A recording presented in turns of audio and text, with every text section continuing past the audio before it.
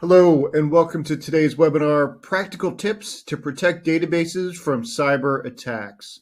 Today's webinar is sponsored by Rubrik and produced by Actual Tech Media. My name is Scott Becker. I'm from Actual Tech Media, and I'm excited to be your moderator for this timely discussion about database security. In just a minute, we're going to get into this important topic, but first, we do have a few housekeeping items that will help you get the most out of this session. First off, we want this to be an informative event for you, so we encourage any questions in the questions box in our webinar control panel. So we'll have team members responding to questions during the live event, but we'll also have a dedicated Q&A session at the end of the presentation where we'll discuss in greater detail some of the top questions that you ask. A Q&A panel is also the place to let us know about any technical issues you might be experiencing. A browser refresh will fix most audio, video, or slide advancement issues, but if that doesn't work, just let us know in the Q&A and we'll provide further technical assistance. Now, in the handouts section of your webinar control panel, you'll find that we're offering several resources, and I'd especially like to call your attention to 3 PDFs from Rubrik. One is on Zero Trust Data Security for Databases. There's an Actual Tech Media Guerrilla Guide on database protection there, and there's a Database Protection for Dummies book. So those are all there.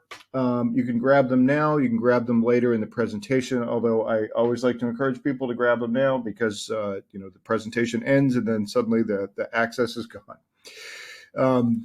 Now, at the end of this webinar event, we will be awarding a $250 Amazon gift card to one lucky registrant. Of course, you must be in attendance during the live event to qualify for the prize. Official terms and conditions of today's prize drawing can be found in the handout section. Just scroll to the bottom and you'll find the prize terms and conditions link there.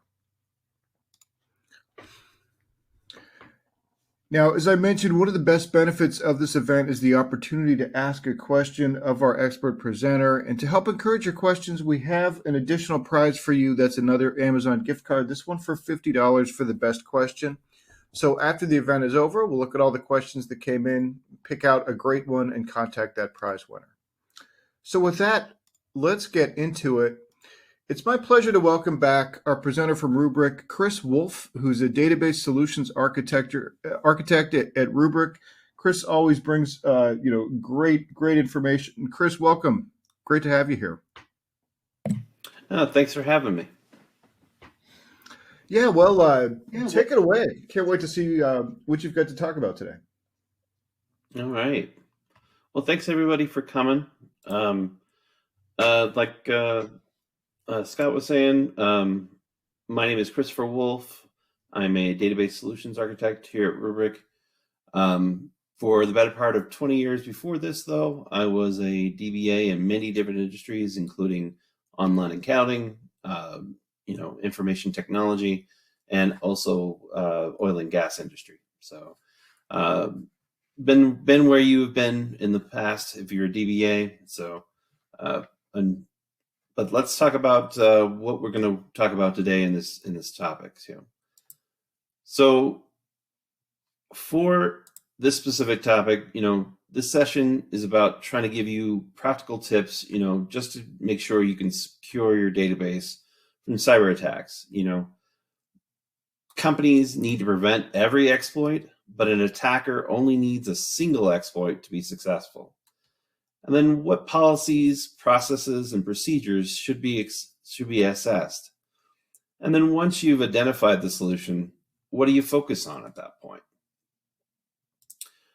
So first of all, what's the problem? The past few years have shown everyone how critical data is to business activities and how susceptible it is to attack.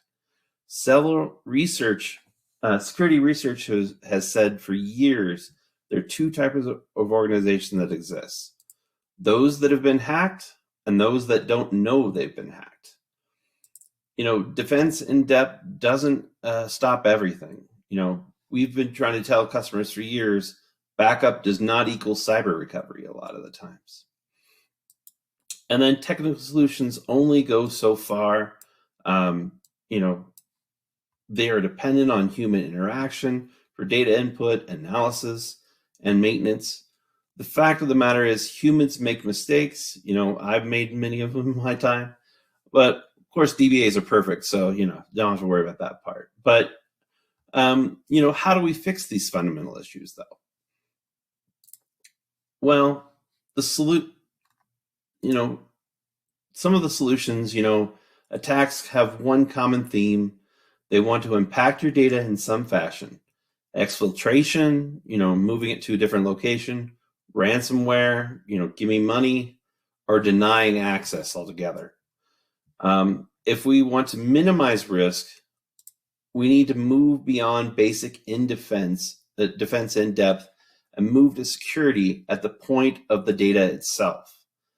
Some of the best ways to address this are implementing a zero trust framework throughout the data lifecycle, and then implementing migration patterns.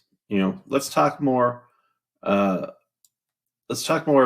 this with a focus primary of mitigation. Proactive mitigation, insurance or CYA mitigation, and then reactive mitigation. So let's start with proactive mitigation. Proactive mitigation focuses our efforts on tasks that can be done to prevent an attack from being successful. So this is not a simple activity when it comes to database threats, as it spans multiple areas. Infrastructure, what are your drives like, things like that. Authentication, who has access to your databases, through privileges as well. Data lifecycle, and then application usage. Does the application allow those accelerated privileges, things like that. So let's take a minute to explain what companies should be focusing on to maximize their data security. So when it comes to infrastructure, the first one is BIOS firmware. Your hardware vendors, they update their BIOS and the firmware, and they're often forgotten about. I just buy the hardware. I don't have to worry about patching it. Well, it's actually kind of important sometimes. And these updates often contain security updates that patch low-level exploits. Operating systems is another one. Windows or Linux operating systems. Vendors are constantly reviewing threats against them. They'll run red team versus blue team exercises to find holes and patch them. This is in addition to bug bounty programs they have. With all this information, they will implement fixes to their OS and release monthly or more frequently if needed be. Security updates are critical to keeping an OS hardened against threats, basically. Hypervisors, VMware, things like that, are additional point of entry. These are systems at their own operating systems and applications that contain their own sets of exploits as well. Think about the recent vCenter exploit. Thankfully, VMware worked hard to get a workaround and patch out to customers so the exploit could be closed. But, you have to make sure you implement those patches. And database platforms like SQL Server and Oracle, they release security updates in addition to their normal update cycle to ensure a secure platform. These security updates are closing exploits found that are specific to a database platform, not the OS itself. These would be additional exploits on the OS, as well. That is a great deal of patching, that I'm just going over here. How should a limited set of resources, prioritize their patching? That's up to you as a company. What's more important to you? Knowing what to patch and when to patch is great too, but what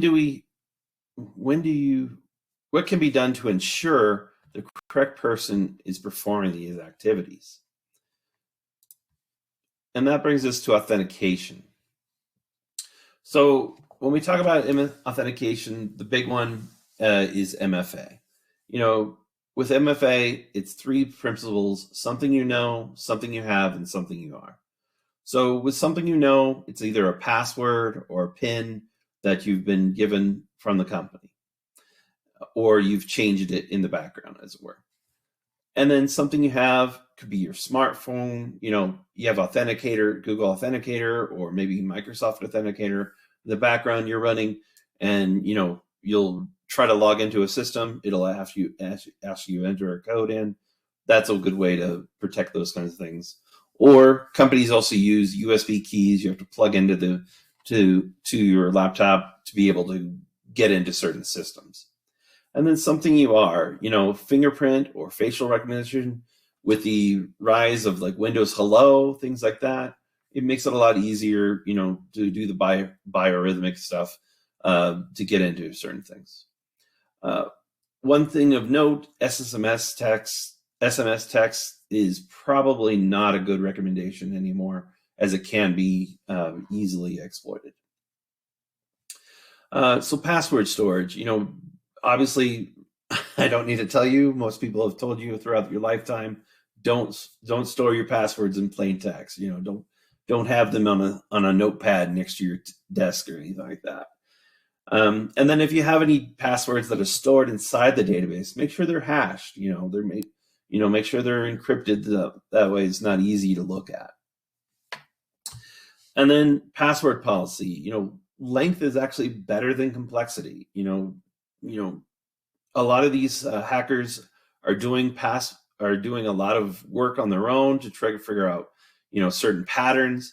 So passwords can easily crack something like password 123 exclamation point. So if you make the password longer, what I've seen in certain examples is like, if it's past 17 digits and it's a certain amount of numbers and letters, basically it takes like 10,000 years for them to crack that. So that's much better than just having it there. So, and then also consider maybe having a breach password protection list.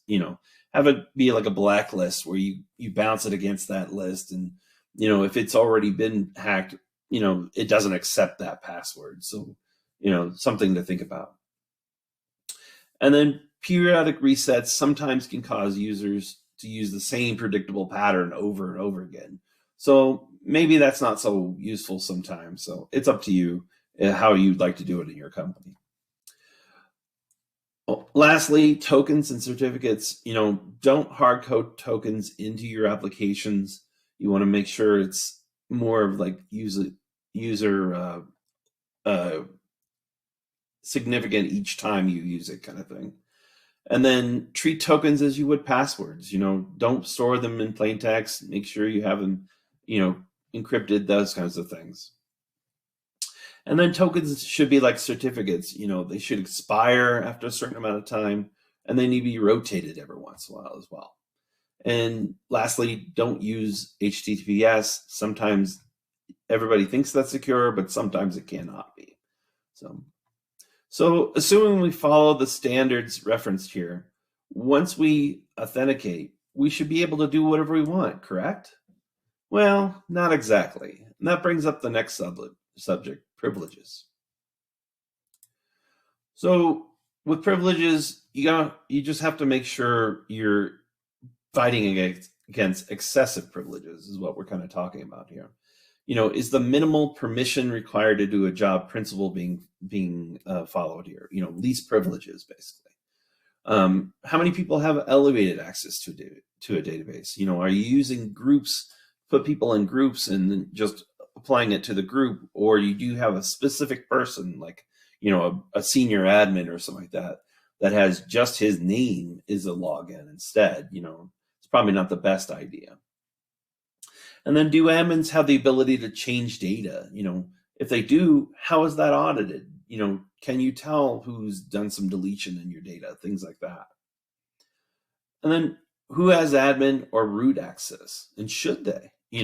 Sometimes the DBA doesn't need everything to the system itself. Sometimes it's just fine administrating the database itself. And then abuse of privileges. How can you deal with rogue admins? If somebody's going to have issues with you later on, how can you cut off their access? And then person who's changed roles using their older access, or maybe have left the company. Have you revoked their access or changed their access to something where they can't access that information? If you've got a sysadmin who's now a VP of IT, does he really need, access to the database anymore? Probably not. So you got to make sure you audit those every once in a while.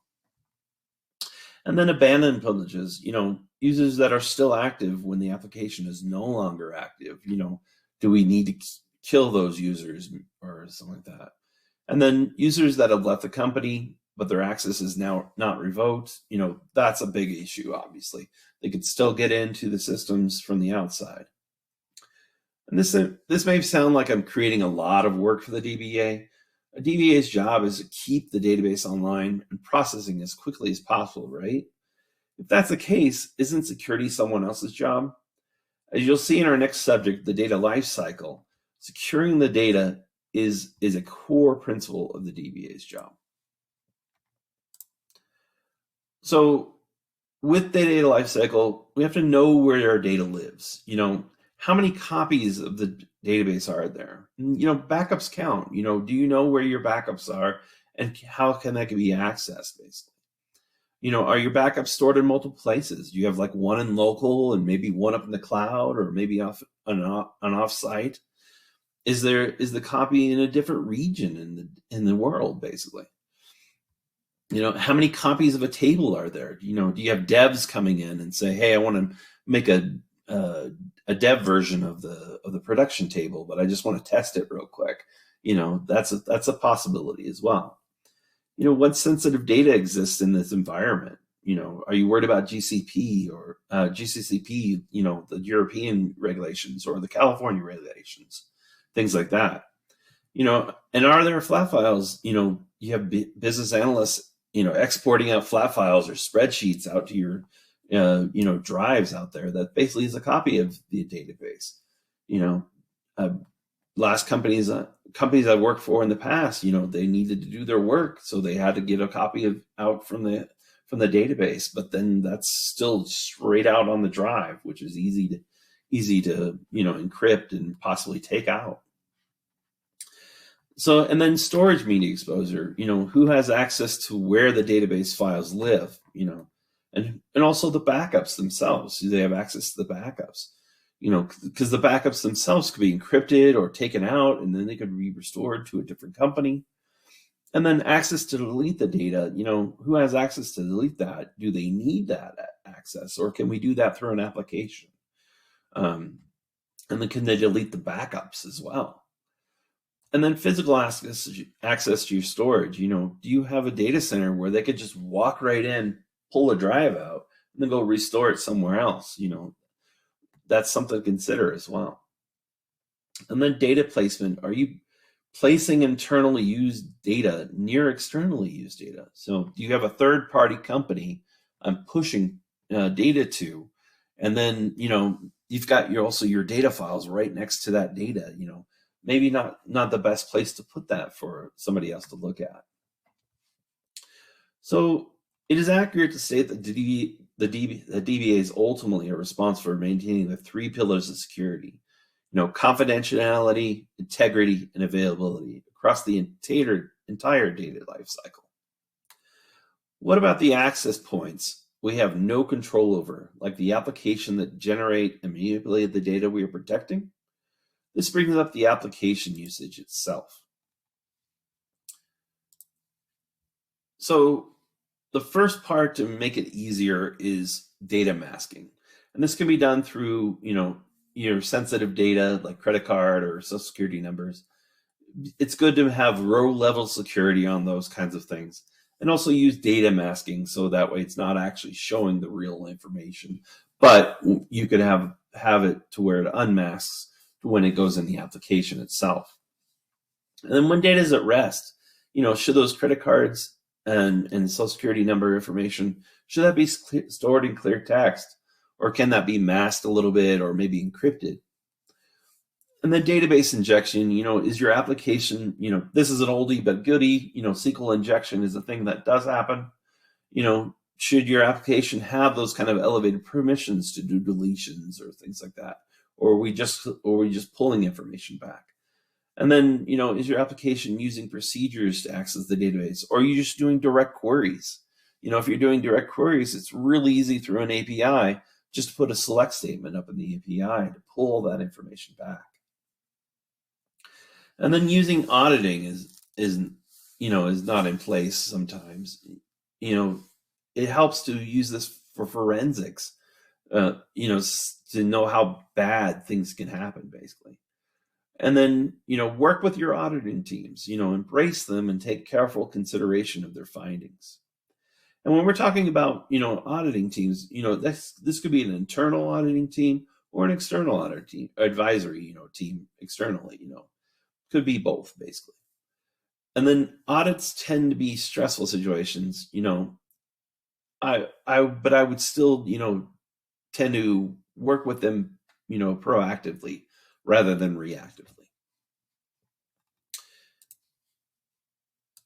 So now that we have an idea of what needs to be done to limit our attack surface area, we can move on to steps we can take to ensure our downtime is limited in the event of a successful attack.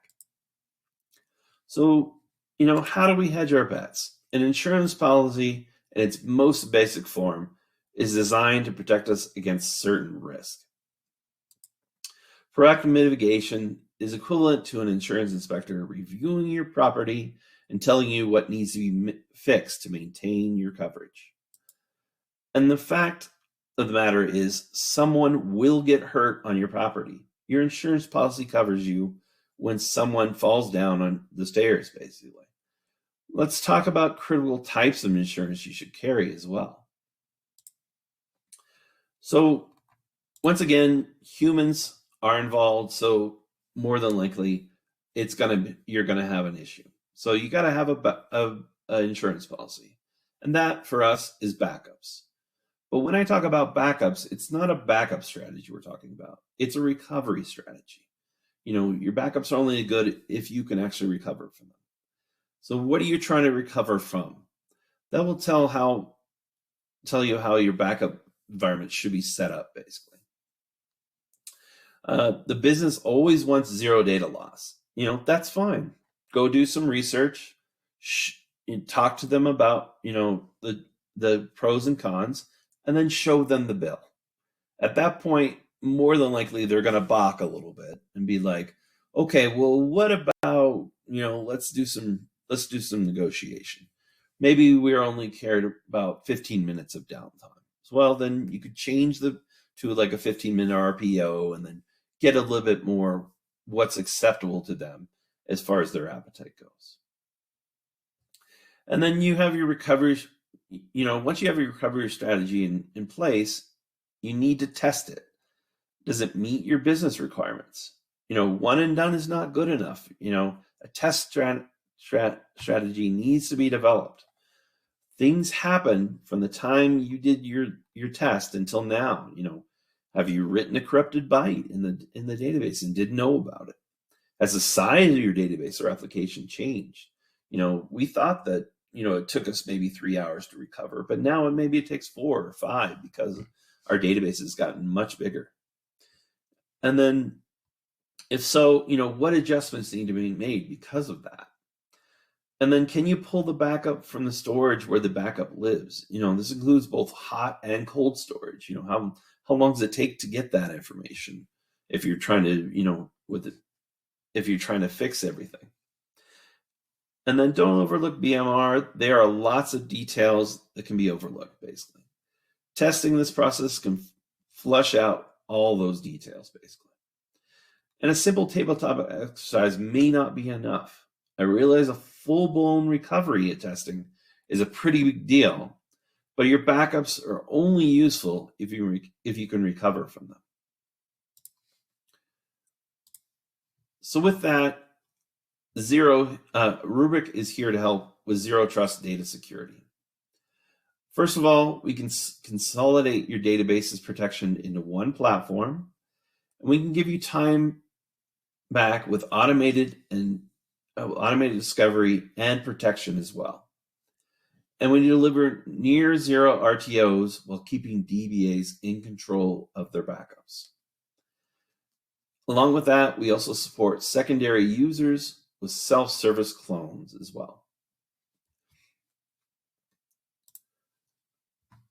So to go into more detail, we're designed for recovery, basically, when it comes to databases. With the simplification and modernization of the backup process through automation, I turn your attention to what's just as even more important, and that's recovery.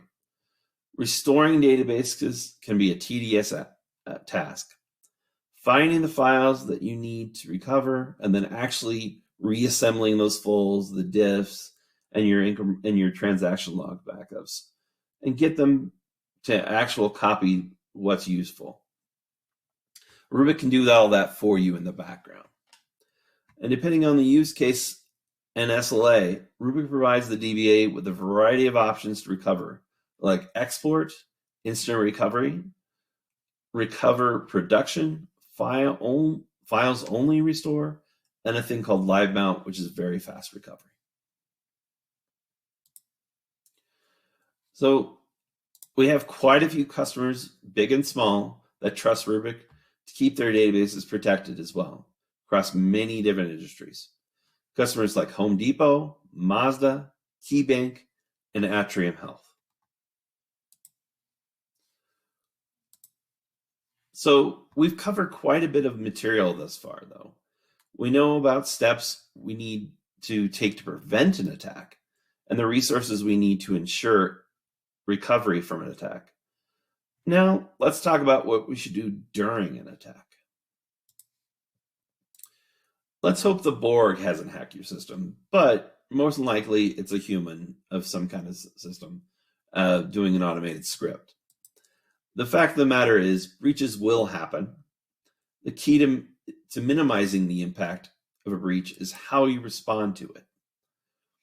So, what should companies and their staff do when they discover an attack? First of all, take a breath. Stop. Don't touch the keyboard for a little bit. Think about what you're trying to do. You hacking away like it's the Matrix is not going to help you in this case. But use the systems that you've already set up beforehand to be able to fix the issues. So affected assets, do you have analytics on data? What is good and what isn't? How could you figure that out? Blast radius, what is affected of the worst happening? What could be the worst possible thing that you could get? And then based on affected data, what is your recovery steps? How are you what's your next step past that? And then targeted recovery, recovering the entire VM, maybe just a file, maybe just a database, maybe it's just a table, could be individual records within that table. And then recovery plan, do you have run books that tell you, consistently what I'm supposed to be doing if A happens? And what are your recovery times? Have you done your testing like I talked about before?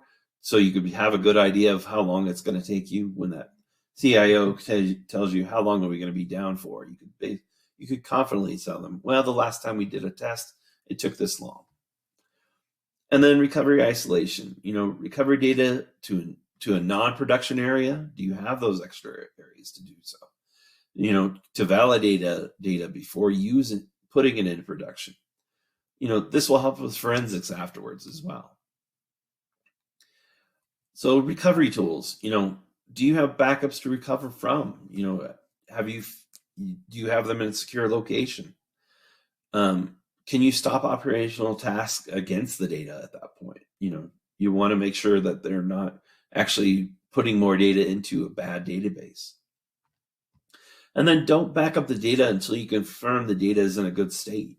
Taking another backup is not going to help you if the database is in a bad state at that point. And make sure not to delete any data. Make sure, that you've already got everything good, and you could do cleanup later if you needed to.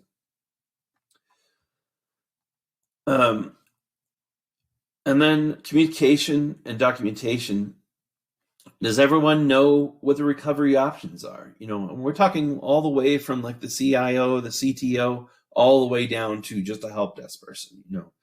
If everybody's in sync with that kind of recovery setup, it makes it a lot easier, a lot faster to get back to where you were at.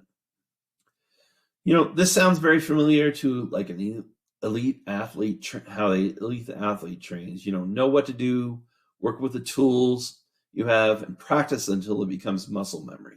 You want to test these plans all the time. What happens if something goes wrong in how you train? Well, that's where it comes in with a postmortem. And you're going to deal with what you learned, basically. And make sure these are blameless. If you just use these to call people out, it's not going to be helpful at all. It's more of a learning process for your entire company, not an inquisition. You're not there to, put everybody against the wall. So first of all, we ask what happened. What events led to this? What things happened? And then what proactive steps failed? Did we have some issues in our process that maybe weren't so good? Let's maybe kick them up a little bit. Maybe retool them a little bit. And then what tools failed? Did you have some scripting that didn't work exactly like you thought, or maybe took too long, or maybe needs to be reworked? Excuse me. And then what systems and procedures failed? Did you have were the backups not accessible, or were they not in the place where you thought they were? Things like that. And then what worked well, could be scaled or automated. If we had things that were working really well, can we make that a script next time so that way anybody can run it rather than just a certain person? And what are the variants from what happened and what your recovery actually was?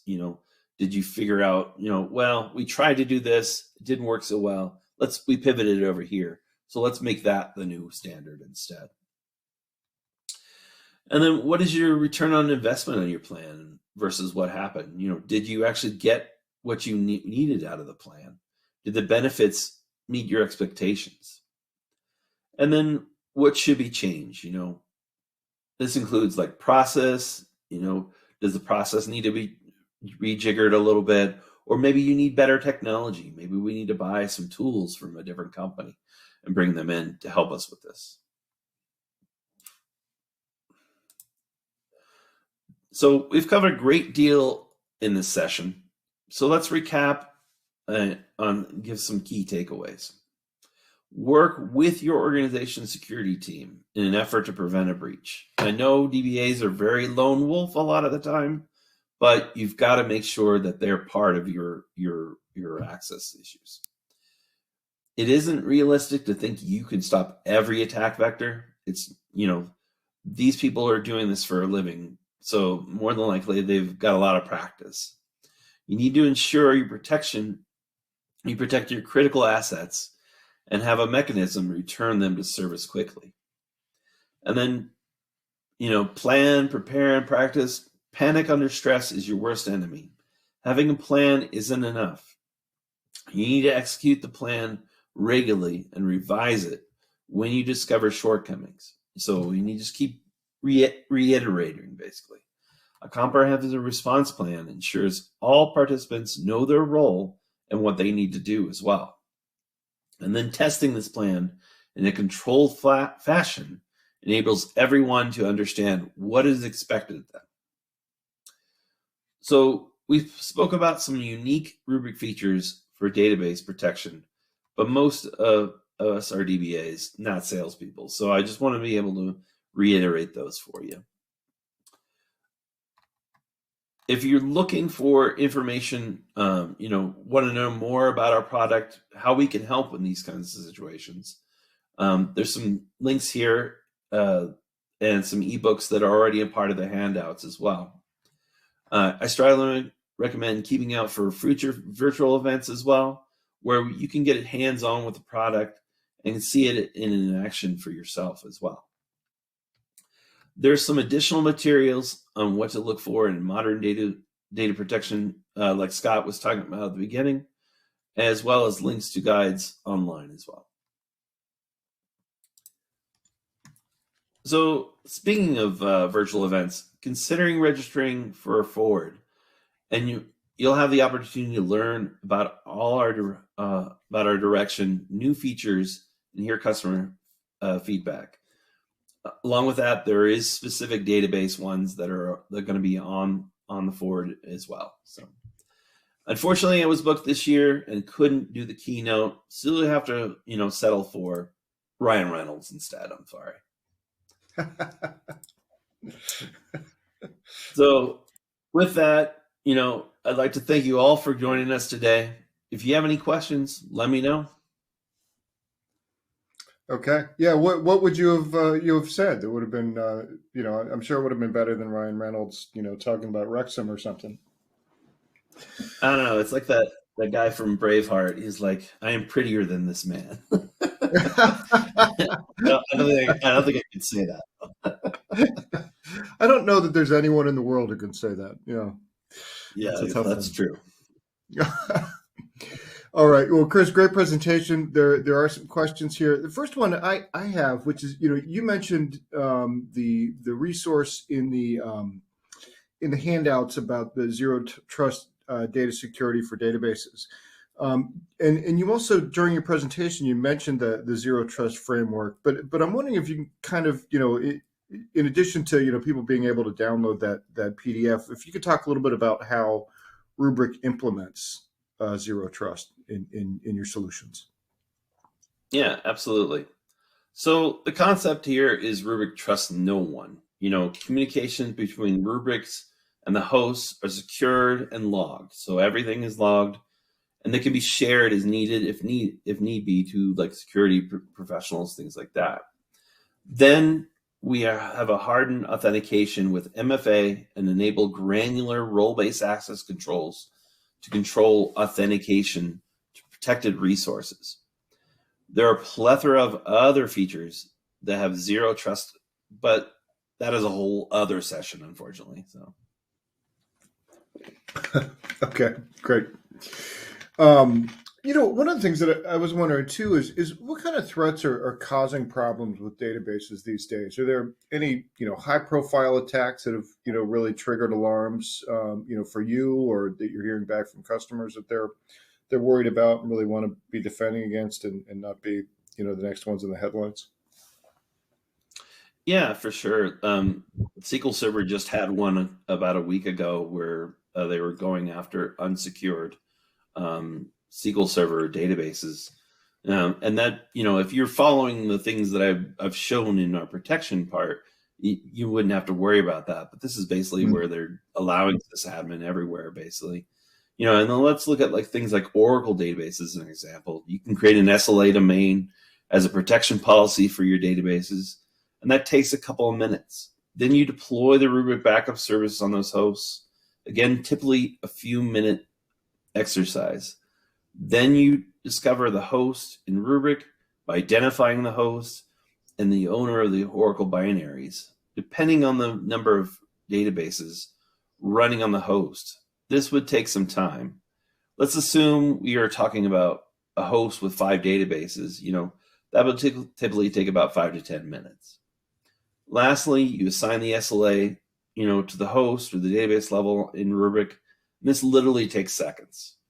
Rubrik takes over protection from there, basically. You don't have to worry about, anybody else getting into your backups. Everything we do is immutable, can't be encrypted, can't be deleted. Very nice. Yeah, no, that makes a lot of sense. One of the things that you mentioned in your key takeaways is so important, about working with the security team. What are some of the challenges that you see of getting, the security team and DBAs to work together and to sort of be on the same page? Yeah, it tends to be very siloed when it comes to when you're a DBA. And, you don't tend to trust a lot of people to be able to give access and things like that. So it's become a different world to where they have to kind of work side by side now, to where you have to give a little trust, take a little trust back and forth. So that way, they can work together in case some of these cyber attacks happen. So, Gotcha. Hey, one other question. I wanted to jump back. I thought this slide was great about postmortems, what I was wondering too is there one of these that's sort of low hanging fruit that you find, like if you focus on this one, one of these stages along here, you'll stop sort of a higher percentage of attacks. Is there anything like that you see? so the tools was, we did postmortems at my last company a lot, Yeah. and the tools was a big thing.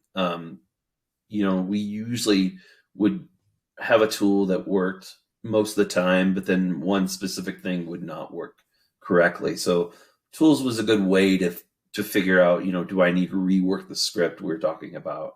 Do I need to maybe invest in a different company to bring their tool in and things like that? So those are pretty easy things to buy. I'm not going to tell you to throw money at the situation, but sometimes that does work. So. Right. Gotcha. So there's a question here. How do you balance security measures with the need for convenient and efficient access to data? Yeah, it's a hard one for sure. Most of the time, I always err on the fact that I need to protect the crown jewels of the company, which is the data, basically. And if you're preventing me from doing that by saying, well, it's just easy to do this one thing, that gives me pause at that point. And it just has to do with maybe making different applications to make it easier for access, or maybe making different systems, like standing up an availability group and giving them access to the read-only node rather than the full access of the read-write of the database. So these are things you can do to still keep that easy access, but then make sure you're also secure. So, super. Oh, that's great advice. Another question here. We've got somebody wondering about differentiators for Rubrik. What are some of the things that make you stand out? So yeah, the first part was zero trust, of course. The second part would be that, like I said, all the backups we take for databases, they're all immutable. They can't be encrypted. They can't be deleted. So right now, you may be using some kind of native backup. A lot of DBAs in the SQL world use a thing called Ola Hallegren scripts, where they push the database backups to maybe a W drive or a Z drive for their backups. Those are, wide open. Could be, if you're in the middle of a cyber attack, could be pushed into that. With Rubrik, you would never have to worry about all that backup drive being deleted or encrypted. It's not possible with our system. The other parts are very fast recoveries. If somebody goes in and deletes a table from your database, how long does it take you to recover that? Somebody comes to you, it could be just, dumb luck sometimes, developer comes to, hey, I accidentally deleted this table. It's maybe a couple hour recovery if you have a very big, very large database in the terabyte range. And then you could start doing, inserts to move to the new location. Well, we have a thing called live mount where we could do an instant recovery. It takes, with terabytes, it usually is less than 2 minutes. And then you could start doing your recovery option at that point. So these are differentiators we have within Rubrik itself. Okay, super. Yeah, and related to sort of that time of setup, there's a question here about how long does it take to protect a database with Rubrik? So, somebody kind of starting from scratch with Rubrik, they have a specific database in mind. What are they looking at? So yeah, if you're starting from scratch, you get your cluster obviously installed in your data center, or could be a cloud cluster if it's in the cloud. And at that point, you go to the, if I'm talking about SQL servers here, I would just go to the SQL server section, add a host, and that usually take, you have to install an RBS connector onto the SQL server. That takes about 5 minutes or so, and then once you have the right permissions set up to the SQL server, that's another maybe 5 minutes. And then at that point, your database is ready to go to be able to retrieve information. You add the hosts within Rubrik itself, and then you just have to set up an SLA to tell it, declarative, decided, like, I want to do a backup once a day, and maybe transaction logs every 15 minutes or so. And then at that point, assign that SLA, you're up and going at that point. It'll start taking backups as soon as it can. Gotcha. Good stuff. Well, Chris, I think that about gets through the questions here. Any sort of closing thoughts or next steps that you'd like to share with the audience before we wrap things up? No, I just want to thank everybody for coming. If there's any other questions that come up afterwards, you can hit me up on LinkedIn or Twitter. So, all right.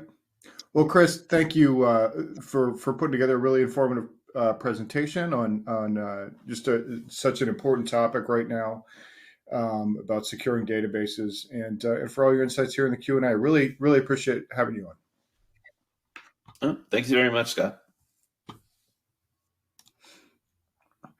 All right, and before we wrap up, we do have one more piece of business. It's the Amazon gift card prize drawing, and the winner of that $250 Amazon gift card today is Julie Vallada from Massachusetts. So congratulations to Julie. We'll be in touch to get you your card. And with that, on behalf of the Actual Tech Media team, I want to thank Rubrik and Chris for making this event possible. And thanks as always for attending and for your great questions. That concludes today's event. Have a fantastic rest of your day.